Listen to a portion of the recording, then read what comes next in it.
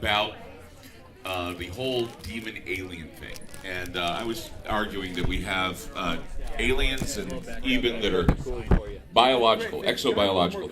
They're flesh, they're blood, if we know, or whatever. There's some sort of an organic material, maybe even organic and cyborg or what have you. And one of the things that was brought up later in the program was the possibility, since science is so interested in panpsychism and consciousness, that perhaps there are these beings, like you described, the Eben, which are quite possibly cyborg-like, or they're perhaps made where we download the consciousness into them. And it kind of reminded me of the old story in the Bible about Jesus casting out the demons into swine.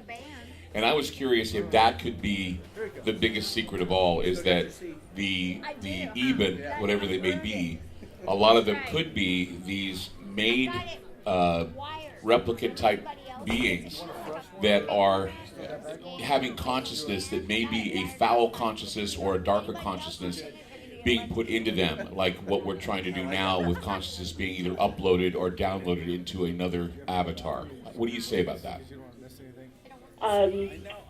When Reagan allegedly received that briefing from Casey and the CIA, his new director, in 1981, and the NSA were there, and DIA was there, they told him that the Ebens, the one on the top of 5 extraterrestrial groups that our government was either working with or trying to understand, that the Ebens helped us. They did everything that we asked, that they were peace-loving, they loved the environment, they loved the earth more than humans. And I have heard that from others about the Ebens. They are the ones with pear-shaped heads.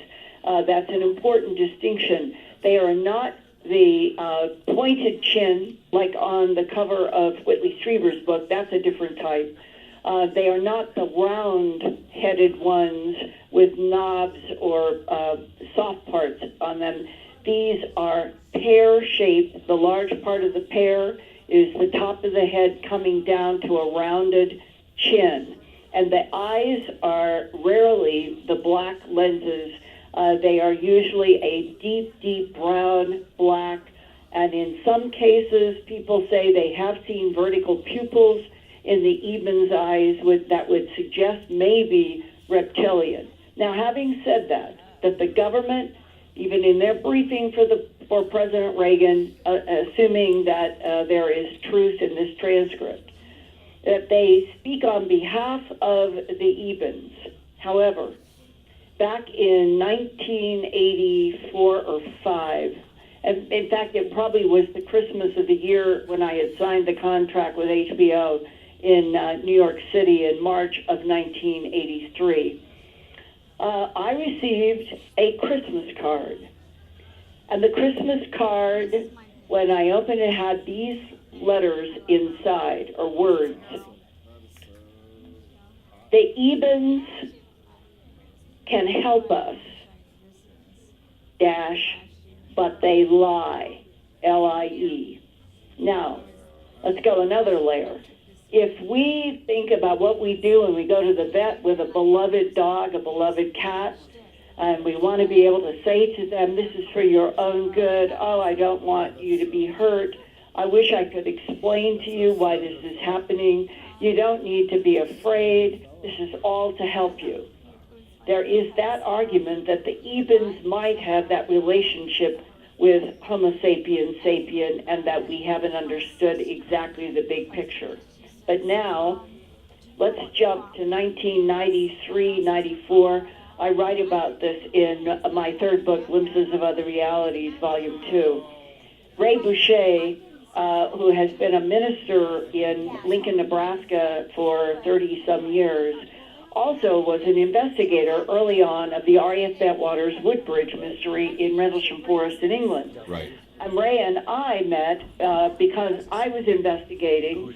I was talking with Chuck DeCaro, who was working at CNN in their Special Projects Unit, and there were these paths that began to cross, and Ray wanted to talk with me. He was getting in touch with Senator Exxon. There was a lot that was happening around R.F. Bentwaters.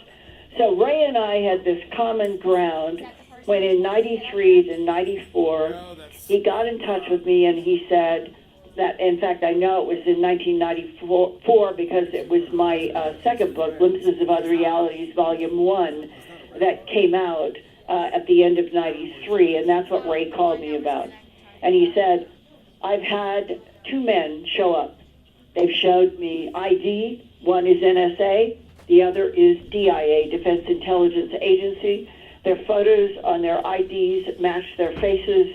Other things that Ray was convinced they were who they said they were, and they were interested in talking with Ray about eschatology, the end of the world. That is so amazing, because last night we were talking with the Ariel School witnesses, and one of them, Lisa, was saying when the being appeared to them in Africa, they saw a vision of the end of the world. So we'll be back. Well, Linda Moulton Howe, we got to go to another break. We'll be right back. This is amazing. It all ties together. We'll be back with more Ground Zero. Don't go away. Thank you.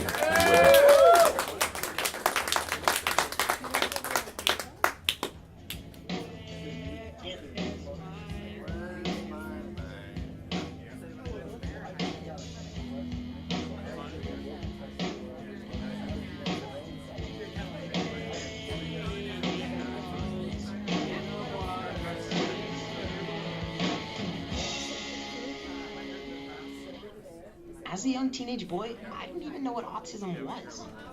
How do you even spell that? A few years later, I heard that a friend's cousin's son had been diagnosed with autism. I still wasn't sure what that really meant. When I went to college, my roommate's brother had autism. When I moved to the city for work, my best friend called me and told me his son had been diagnosed with autism. We were both in shock. I still remember the day I walked into the house and saw that look on my wife's face. I knew something was wrong. I'll never forget how I felt when she said, "Our son has autism." Autism is getting closer to home. Today, 1 in 110 children is diagnosed with autism. That's a 600% increase in the last 20 years. Learn the signs at autismspeaks.org. Early diagnosis can make a lifetime of difference. Brought to you by Autism Speaks and the Ad Council. At the American Lung Association, we're fighting for a day when we can all breathe easier. We're fighting for clear skies over every city and healthy lungs throughout the country. We're fighting to keep harmful secondhand smoke out of our public spaces and workplaces. And fighting to free millions of Americans from the addictive grip of tobacco and the devastating effects of lung disease. We're fighting for a day when kids no longer battle airborne poisons in their own homes or the fear of an asthma attack. The American Lung Association isn't just fighting for air, we're fighting for all the things that make it worth breathing, and we can use your help. Join us in the fight. Visit fightingforair.org and read about just a few of the many ways the American Lung Association is fighting to protect the air we breathe, both indoors and out. See what you can do at fightingforair.org. Avast ye homeowners! Are ye plagued by foreclosure? Well, here at Jim Ladd and Matey, we can stop your foreclosure now. We're a mortgage rescue company, and for the sole fee of everything involved here, we'll negotiate with the lender on your behalf. And we guarantee results. I was thinking to myself, the bird speaks the truth. Them's be the benefits of working with a true professional. So don't dilly-dally about. Listen to the wise counsel of your old pal. Honest Jim. Call Jim Ladd and Matey at 1-800-YAR-YAR. That's 1-800-YAR. If you're facing foreclosure, make sure you're talking to the right people. Speak with HUD-approved housing counselors free of charge at 888-995-HOPE. That's 888-995-HOPE. Brought to you by NativeWorks America and the Ad Council.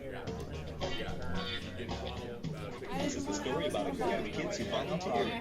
You're gonna come back here? Or text me if you don't. I'm just gonna sit here. I just wanted to do something. I just got this full area. Do something for the planet. Hey, there's my headphones come on. You know what? Is it like, It was great. is it about 50? Did you talk to Ron about that thing, sir? They didn't know each other. I didn't know anything. Well, that didn't last long. Right there. This guy is About a 51-foot radius. These are really Did good. he pay for the about a 51-foot area? No, I didn't. I was looking at it. It's like you care. If you want to make a difference in your community and make friends, call Coolidge toll free at 1-888-77-GREEN or check out our website at www.artwintuit.com. About a 51-foot radius. Area 51, yeah. Come on, Will! A public service message brought to you by 4-H, the Cooperative Extension System, and the Ad Council.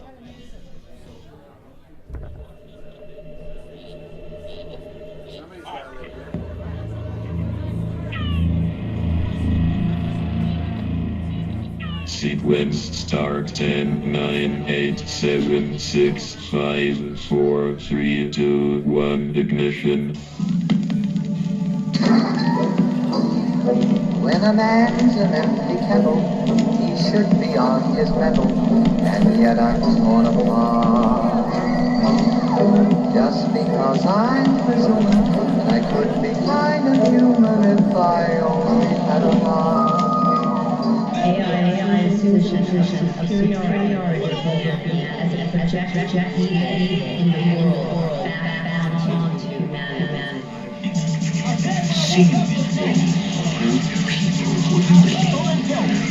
Why can we use these machines here at home? Why is America so robo-phobic? I watched sea beams glitter in the dark near the 10-house gate.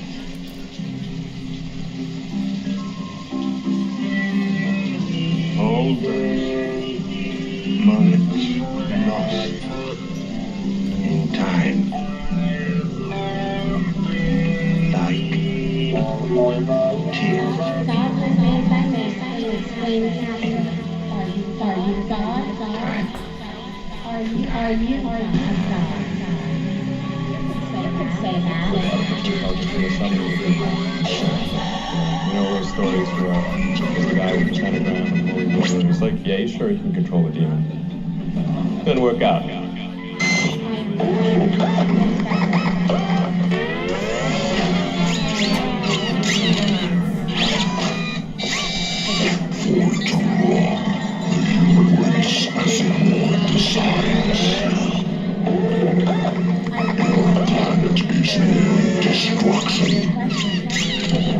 Quite an experience to live in fear, isn't it?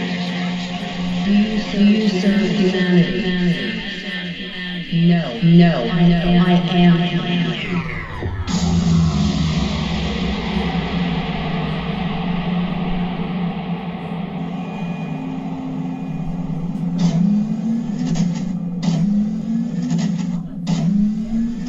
People can be really nasty. Only the other day I heard someone say, he's nothing but a robot, covered in makeup. I'm Clyde Lewis. You are listening to Ground Zero live. We're here at McMinnville 19th Annual UFO Festival. Linda Moulton Howe is my guest tonight, and what we're talking about is chilling and important all at the same time. We were talking about the eschaton. We were talking about what messages we have. So, you know, you brought up that word eschaton. You brought up the end of the world. You brought up what is known as eschatology. The core intelligence of this planet has always been: are the aliens part of a program to bring about the sixth extinction of planet Earth, or to reduce the mortality and convert it to something else? Namely, we're looking at transhumanism. Is transhumanism a form of alien invasion, in your opinion?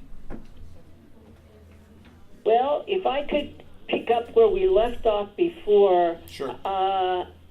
There are many things here to consider, and there are 2 or 3 threads I'd like to bring together, and one of them was this idea of mind uploading by something that is not human intelligence, and that when this has occurred with people in the abduction syndrome, here is an example of what the man picked up in the car said under hypnosis about his mind being taken completely out.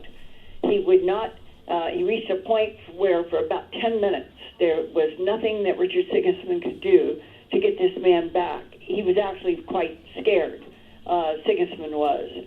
And after about 10 minutes, at where it left off, that the ETs had taken out this man's mind, he slowly began to whisper, and then the whisper got louder, and this is only a small fraction of what he said. Quote, "There's more to this than anybody knows. There's more to life, more to the world. There's more to everything than anybody knows. More dimensions, things coexisting.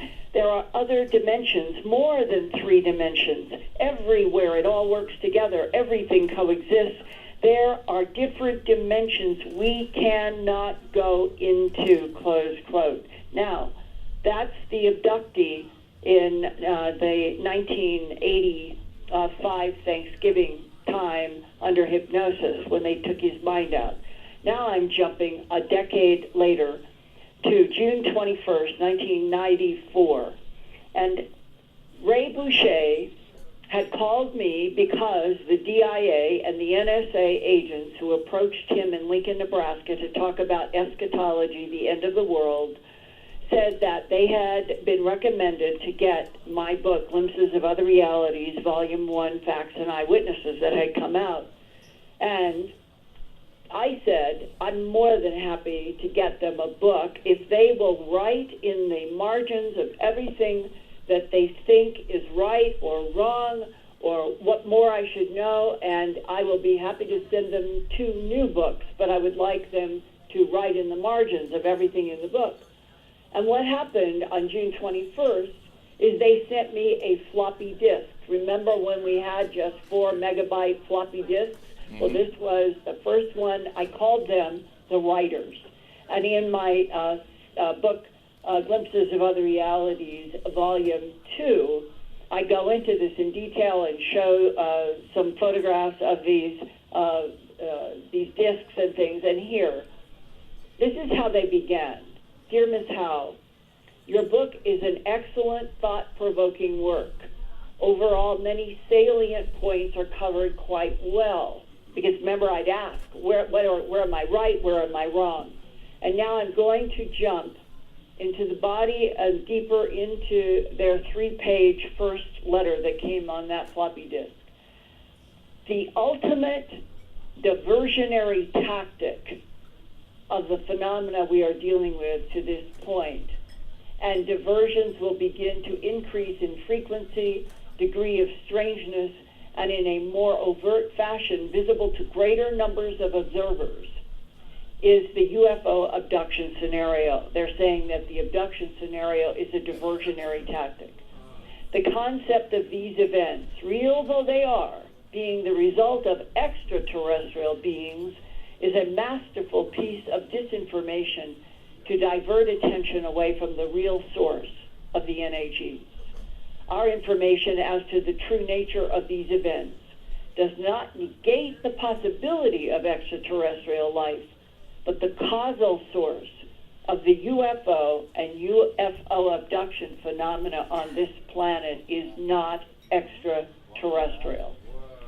The NAGs, non-human entities, the NAGs being dealt with in our Psi weapons development, and who are apparently allowing themselves to be used for a time, are neither benevolent nor neutral.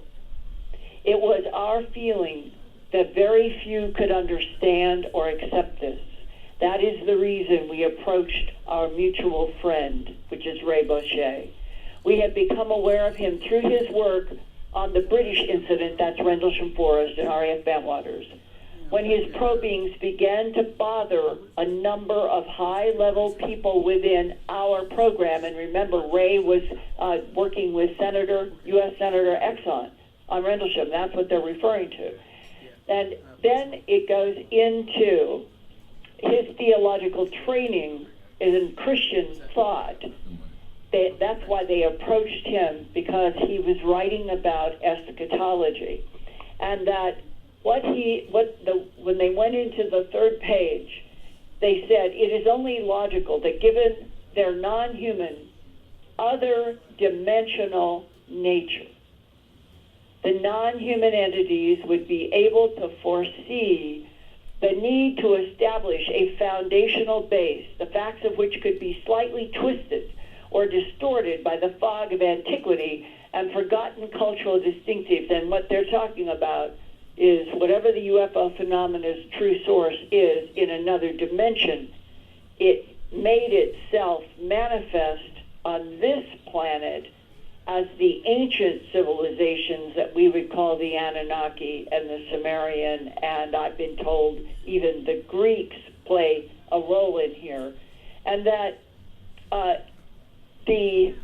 that line, neither benign nor neutral, that goes to the heart of your question, and none of us want to think that we are being misused, abused, and manipulated by forces from another dimension, not even inside this matter universe, that provoke consciousness in this universe to do things that will open up portals for them in another dimension to come here. And then the question is, what would consciousness from another dimension that we cannot go to, why would it be provoking here to come into this universe? And the only answer that has been most talked about with Whitley Strieber, government people, and others is that we humans don't recognize adequately that our soul is the most important part of our consciousness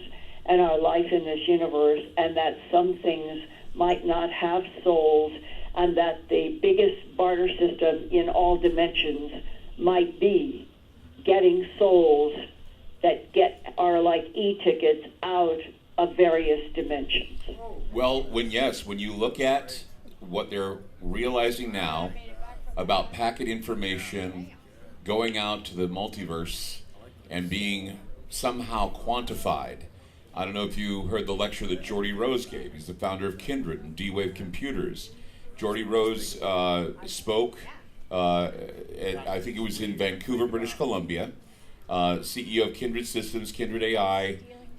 He's also the founder of D-Wave Computers, and he said that they have now, he said that the D-Wave quantum computers will be able to summon a tsunami of demons or aliens that are the equivalent of the old ones spoken of by the horror author H.P. Lovecraft. He said, the concept of opening dimensions for some of these creatures to come through sounds very satanic, he said, but they are not at all, they don't have any, they're just amoral. They don't come in, they're not evil. The quantum conjuring is coming through using the D-Wave computers. He said that AI is here to connect and use resources from quantum computing to provide a host body for artificial intelligence.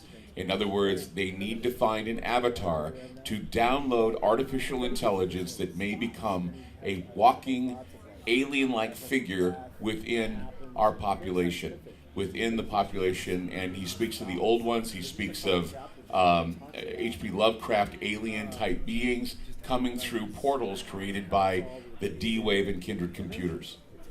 Well, I really do think that other dimensions is the next big game in town, and that I have been exposed just in the last year to a concept related to this being a matter universe that is surrounded, like Russian dolls are nested, those ones that can be nested in each other. Yes. Imagine if you had, this universe was the center, and then around it might be 100 or 1,000 or 100,000 different layers that are different dimensions, and the key to everything is resonant frequency. In this world, we have X, Y, Z, we get latitude, longitude, and we go to a point on the surface of a globe. It is surface geometry. If you are going to go to another dimension, you have to have not only latitude, longitude concepts within the dimension, you have to have a number code sequence that relates to the resonant frequency from this matter universe into another dimension. What we're dealing with in the Ebens and all the others, they know how to do that very well. Yes. Do we yet? And is that the kingdom that we're denied? They call it the geometry of dimensions, Linda, and think of that acronym for a moment. We're going to take a break. 888-673-3700. That's 888-673-3700. The geometry of dimensions right here in McMinnville, the 19th Annual UFO Festival. Some very deep stuff tonight. I'm glad you're here to hear it. We'll be back with more Ground Zero. Don't go away.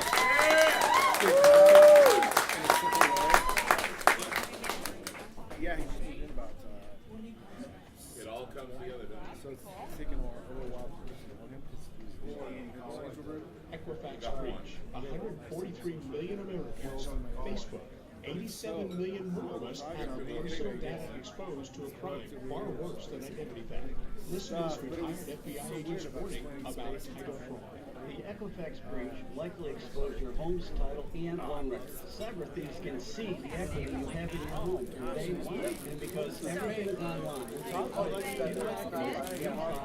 take over your home. Then they borrow money from your home and drain all your equity. You won't even know until you get hit with a foreclosure notice. No identity theft protection or homeowner's policy covers it. Home title market does. Just pennies a day help protect your most valuable asset. Put an online barrier around your home's title with Home Title. Sign up and get a free scan of the dark web to see if your home's title has been compromised. That's a $60 value free. Visit HomeTitleLock.com. I started Jones Landscaping because I love landscaping, not because I like paperwork. As my business grew, the paperwork piled up, and I got stuck waiting for checks to come in. Invoice to Go has absolutely changed my business. Now, instead of sending invoices at the end of an already long day, I do it right when the job is done. I can even get paid instantly using my free card. My company looks more professional. My customers are happy. I spend more time doing what I love. Take back your weekends and use Invoice2Go for easier invoicing and faster payment. Go to invoice2go.com/radio18 to start your free trial. For a limited time, get 50% off your subscription and a free credit card reader when you sign up. Spend less time worrying about paperwork and more time doing what you love. Try Invoice2Go.com today. That's Invoice2Go.com/radio18 or download the app now from the App Store. Once upon a time, there lived 3 energy hogs. Now, an energy hog is what you have when humans waste energy. One day, the 3 energy hogs set out to find themselves a cottage. Let's look for leaky windows. Said the first energy hog, but he knew that would waste energy. Said the second. Said the third, for he had more blubber than brains. So they set off down the road. Presently, they came upon a tiny cottage where dwelt a clever girl named Dreadlocks. I open his leaky windows. Cried the first energy hog. I open his leaky windows. Cried the second. I open his cried the third, for only his brains were smaller than his bladder. But Dreadlocks liked playing cool games at energyhog.org, and from energyhog.org she learned how to use energy wisely. So the 3 energy hogs were forced to look elsewhere to waste energy, and had to use the disgusting restroom at the gas station down the road. And the moral of the story is, to use energy wisely, log on to energyhog.org, or waste not, harm not. This public service is I remember you watching. Close your eyes. You can hear the sound of zero ring. You too? Yeah, so go play the dice game. See if you can win something. I have Netflix. And you can see its snow-covered peaks. Stand on a cliff and feel the hot wind of the sun rush across your face. The world is that small. Please visit brochure on how the world's leading environmental groups are working together. Especially if you're trying to read that, it's kind of hard.